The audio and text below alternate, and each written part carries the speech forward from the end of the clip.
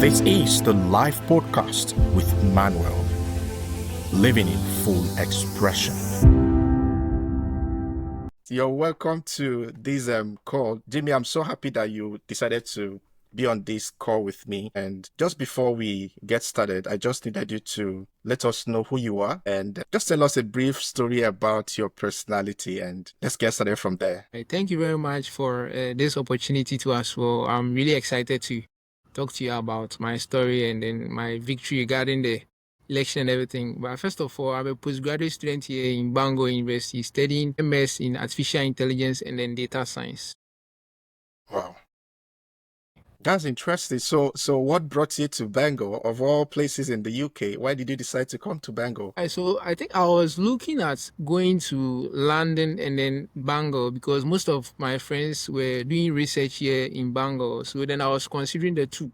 But then upon my research, I realized Bangor is more peaceful compared to London and all that. So I decided to come to Bangor. Interesting. So are you saying that Bangor is the best place to be, really, for you?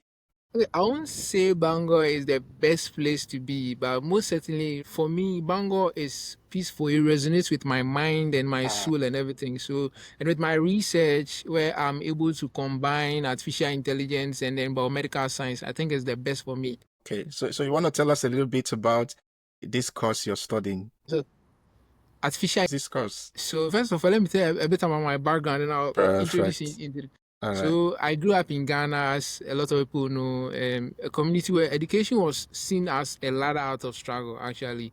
So my path began in biomedical science. It was not just in lecture halls, but then in public health labs. So mostly in the Gucci Memorial Institute for Medical Research, where you were studying cancer. We were also studying hepatitis and also studying malaria. So I think I was fascinated by how science could change lives. And then but also I saw something else. I saw that there was a gap knowledge and then there was a gap knowledge and access. So the gap stayed with me actually. Then I discovered data science too when growing up and then let's say working with Noguchi in their bioinformatics labs. I think this data science idea began with the advent of the COVID-19 where we were sequencing data in Noguchi. So the potential to use AI to drive medical breakthroughs and then predict health outcomes and then transform education system. That brought me here to Bangor to pursue this program. So it wasn't just about earning a degree actually. It came with a purpose.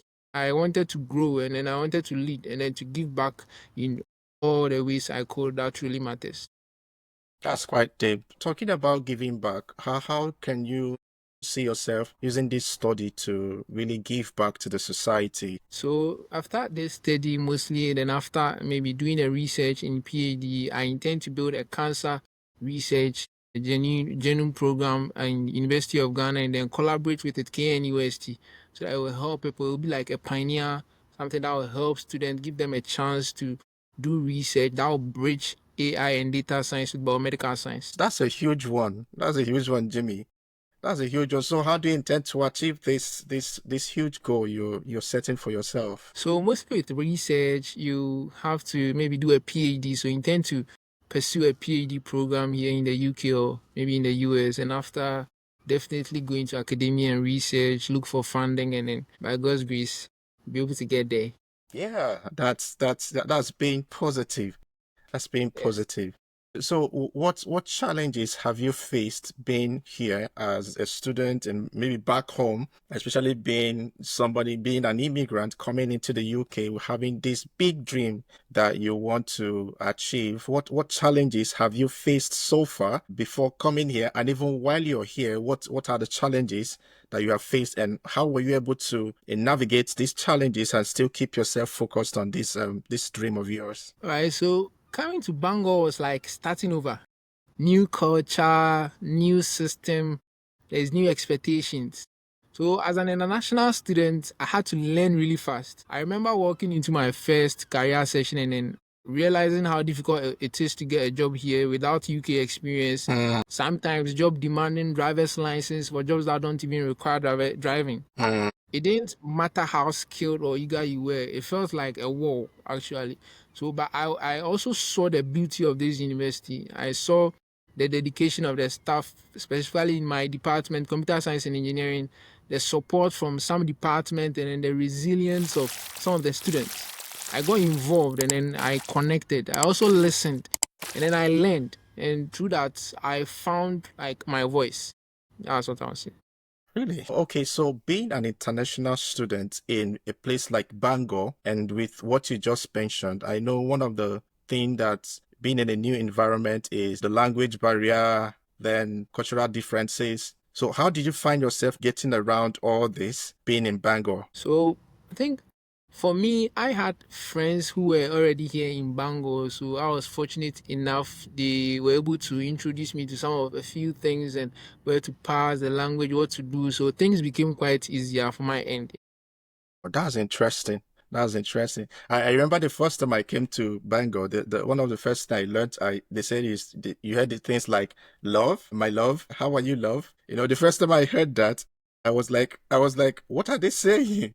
You know, Yeah, and you could actually see that some languages, some things, some terms used here, yeah, you might not be used to those terms, yeah. and you just come in and hear those terms, and then you hear things like my mate and all My that. So mates, yeah, those things were a kind of you just discover that these are new to you and you need to you just wrap too. wrap, wrap yourself around it. So tell me, Jimmy, being here as a student, what particular challenge did you face being a student also in Bangor as being a student here? What challenge did you face and how were you able to also overcome such challenges? All right, so I'll tell you the challenge and also kind of tune it to how it inspired me to actually run for the VP education position. Amazing. There was a moment during my first month here, that was around, I think, January. So a classmate told me that they were applying for 15 jobs a week, 15 jobs on Indeed, and still getting rejected. Some were even applying for 50 jobs, some were applying for 60 jobs and all that because they were actually rejected because they didn't have UK experience. They were top of our class, very good programmers here, highly skilled, but then they were unseen. So that moment struck me because I saw that it wasn't just about jobs, it was about fairness. Because somebody coming from Africa to this place will definitely not have UK experience, but maybe the person is skilled enough for the position. So it was about access. It was about rewriting the story for students who come from different paths. So I decided to run not because I thought I had all the answers. No, of course, definitely. I'm Mm, not God. But because I knew I had to be a part of a solution. I don't know whether you get me. yeah. So someone had to speak up for the students whose stories weren't being heard. So I chose to be that someone. Yeah. That's a huge challenge you're taking up, Jimmy. So I was about getting to what inspired you actually to run, and you have given me just a part of it of why you ran for this position. So now looking at what you just mentioned, and you want to create change, what kind of change are you looking at creating? Now, congratulations to you for winning this. A whole lot of diverse people, you were able to win this position. So you want to tell me a bit about this change you really want to cause? What is like your manifesto in this position? Alright, so incredibly excited about three major initiatives actually. So the first one on my manifesto was the Bangor Work Readiness Certification.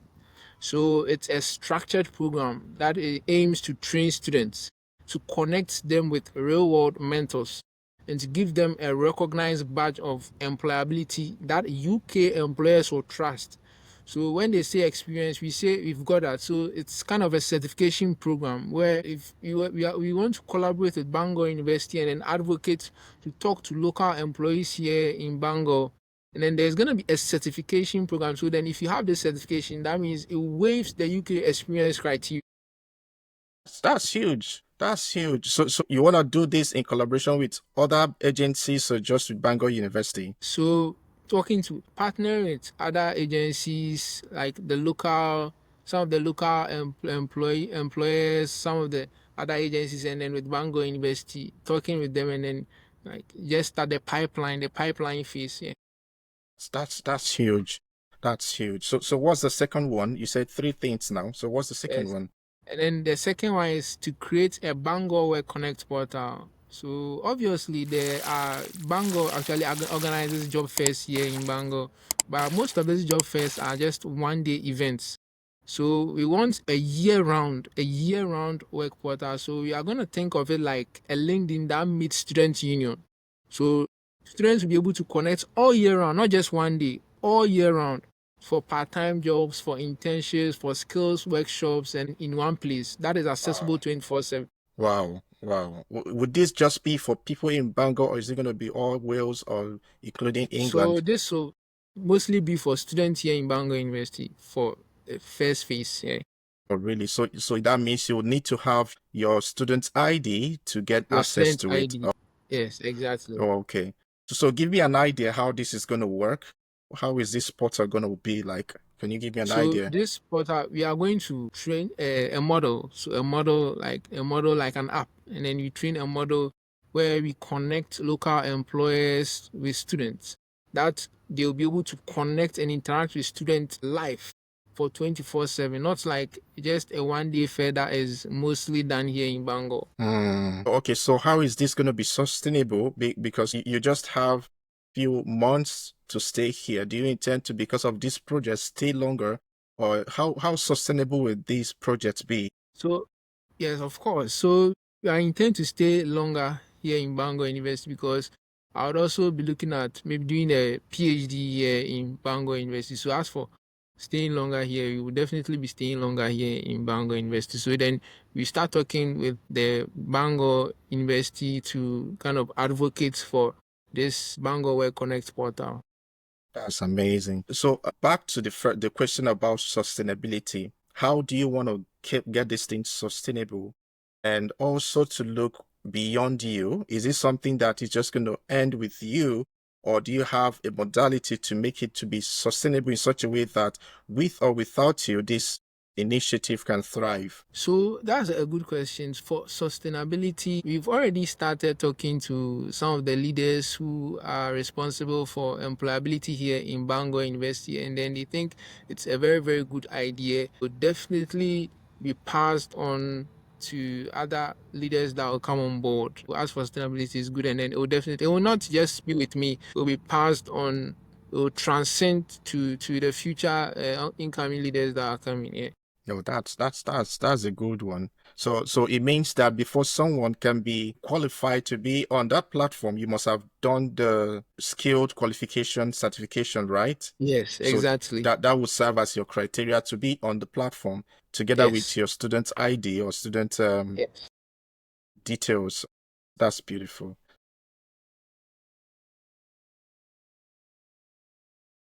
So you want to tell me the third one? So the third one is accessible transport and then employment reform. So I want to work with local businesses here in Bangor University to challenge the idea that you need a UK driver's license for non-driving roles. So that like one can change alone could kind of unlock hundreds of job opportunities because there are a lot of jobs here that don't require driving necessarily, but they require UK drivers experience. So we would want to talk to local employees with Bangor University's help so that we will challenge the idea that of with the UK driver's license for the non-driving job roles here so that people can be able to get jobs easily here in Bangor, mostly students who want part-time jobs here. That's good. Okay, so I hope you know this is actually like a general rule or general regulation. For some of us who came from Africa, our driving method is quite different. How do you think that would also affect this? Okay, so first of all, we are not neglecting the fact that a driver's license here in the UK is very important, but we are looking at people that just came here to Bangor who are looking for part-time jobs that don't require driving Oh, okay. necessarily. Yeah. Yes, don't require because most of the jobs don't require driving, just walking distance, but then they still need the driver's license. So that's where the problem is, and that's where we want to tackle. Oh, okay. Okay. That's amazing. So that means would you want to take a stock of some of these jobs that require this not necessarily the people driving, so you want to approach them and give them the reason why they could allow others to work, people to work without. Yeah, Yes, oh, yes, that's fine. exactly. That's fine. So looking at these 3 points that you have mentioned, how does it relate to the position you won as a VP education? All right. So VP education mostly kind of wants the concern of the students for student voice to be heard. That kind of directly impacts academics. Yeah. People are working part-time jobs where their time for academics is replaced with working, and then they don't even get time to study. So this impacts studies here. Their main purpose here is to study. And then they don't get part-time jobs to study, and then they don't get access to these kind of flexible jobs and all that to be able to pay their tuition. Even their mental health is at risk, and it affects their academics and it affects their education in general. Okay. Okay. So what you're actually looking at is education outside the 4 walls of education, right? Where people can Yes, be able to, exactly. when they are done with school, be able to, or while they are still in school, they're able to also be self-sustained, if that's what you're Yes, trying to say. Oh, okay. yes, most, yeah. That's beautiful. So for somebody who is coming to Bangor or somebody who is looking to apply to Bangor University, what word would you tell such a person if the person is considering should I come to Bangor or not? What would you say to the person who is making such Okay. decision to even think of coming to Bangor? Alright, so what I'll say is that Bangor is definitely amazing. It's in Wales. You see, Wales is poetic. From the mountains to the seas, there's a peacefulness here that feeds the soul.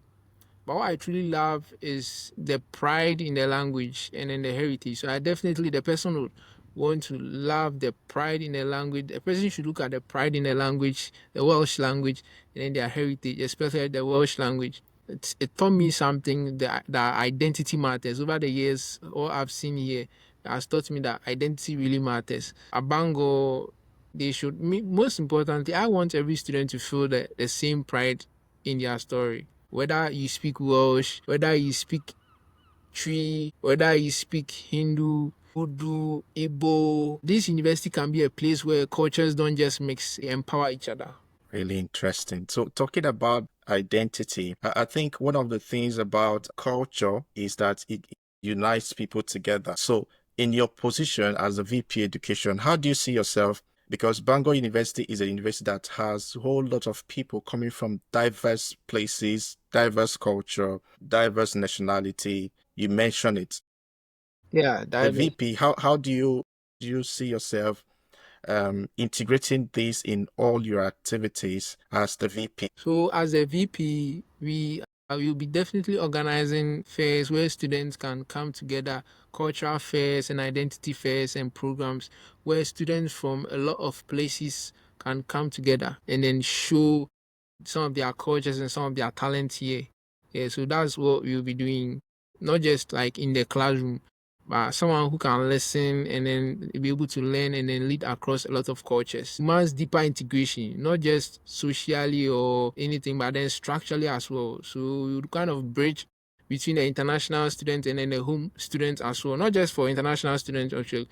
You bridge both of them between faculties, between student voices to learn Welsh phrases, provide subsidized Welsh classes, attending societies outside some of their backgrounds and all that, integrating all this thing together, who they really are and what they've come here, learning about everything about Wales and then the Welsh culture, and also teaching them their home culture as well. Yeah.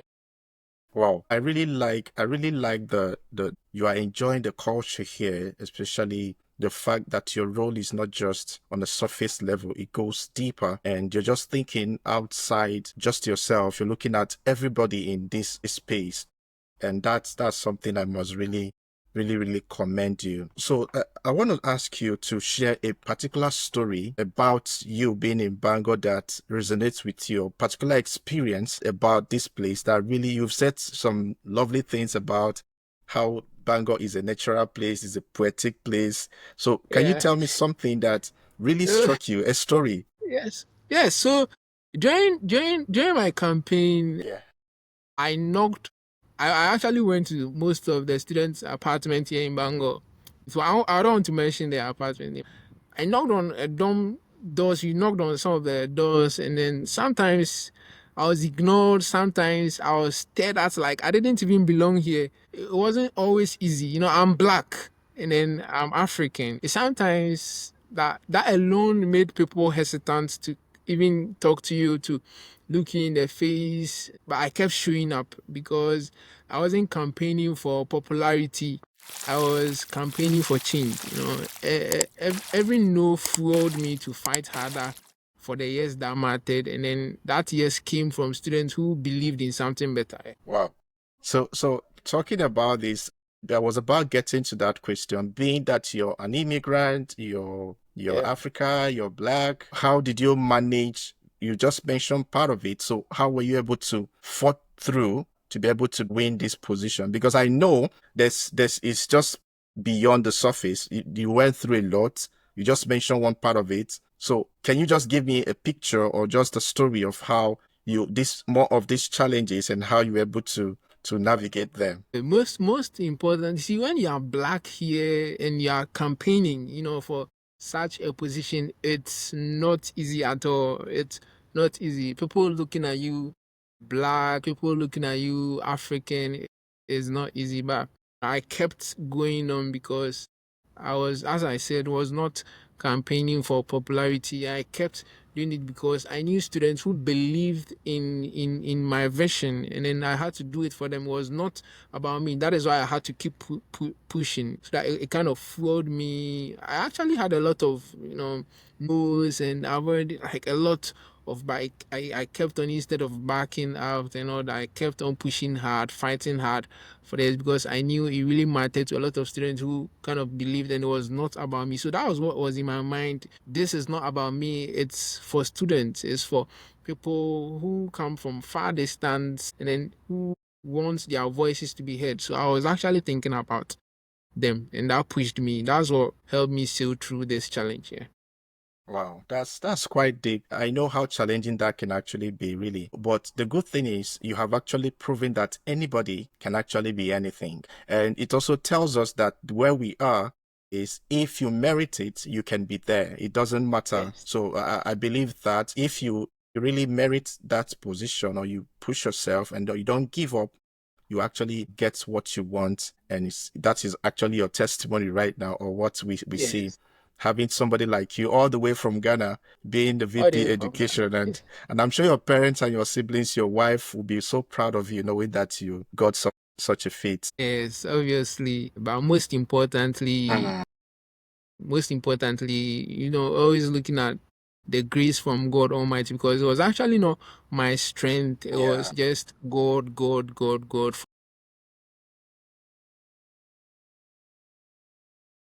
from the. All right, Jimmy. So I want to ask you this question. Now that you're here, I'm going to ask you two questions. The first one is looking at your teenage Jimmy now. What would you say to your teenage Jimmy right now that with what you have achieved right now, what would you look back and tell your junior Jimmy to say, Jimmy at 19 or Jimmy at 18 or Jimmy at 17? What advice would you give to Jimmy at 17 and 19 right now?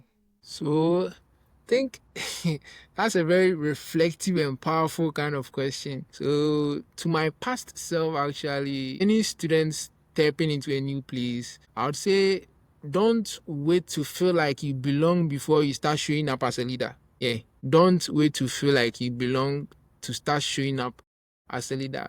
Because there were moments where I kind of hesitated a bit, doubted, and then felt invisible in the crowd. But I've learned that impact doesn't wait for permission. You kind of create your space, you kind of value your own self, your legacy, not by blending in, but by standing up. So our advice, my old self, my 19, as you are saying, to be brave enough to care deeply, that is one. To be disciplined enough to follow through, to speak up.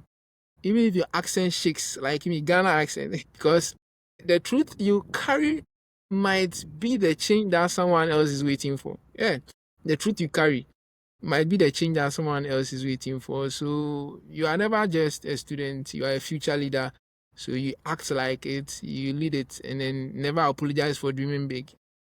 Wow, wow. That's huge. When I saw your name, I said, I remember there's the United States former president who is Jimmy Carter. So I'm sure when people hear Jimmy Carter, they want to think, are you going to be talking to the former president of the United States? So that's quite big. So you want to tell me, do you have somebody, before I ask you the other flip of the question, do you have somebody who you that inspired you growing up or even at this stage of your life? Do you have anybody that is like an inspiration to you? Okay, of course. As you mentioned, Jimmy Carter, I was named after Jimmy Carter, the former president of the United States. And I've read almost all his books. Wow. He kind of inspires me because he's a man of peace. Yeah. Yeah, he's a man of peace, and then he thinks about other people. So, like, he inspires me. So you embody Jimmy Carter right now. Exactly. All right. So who else is in the list of those that inspire you so much? So, and then my bishop too in Ghana, Peace Chapel International, Bishop Bright Michael Adolfo, also inspires me a lot. Yeah. I'm To, sure he's very proud to know thank you're you. here. Yes, he is. Beautiful, beautiful. Now, let me ask the other flip of the question now. So, Jimmy, you're here now. Let's say in the next 2 to 3, 5 years, what do you see? Where do you see yourself? What do you see yourself accomplishing with life and with good health? What accomplishing and doing for the society? Because I see that you're a community person and you have so much to offer. So, in the next 5 years, I see myself at the intersection of impact and then innovation and then education reform. So, not just as someone who once held a student leadership title, but as someone who used that platform to reshape systems that once were like excluded from people like me coming from Africa.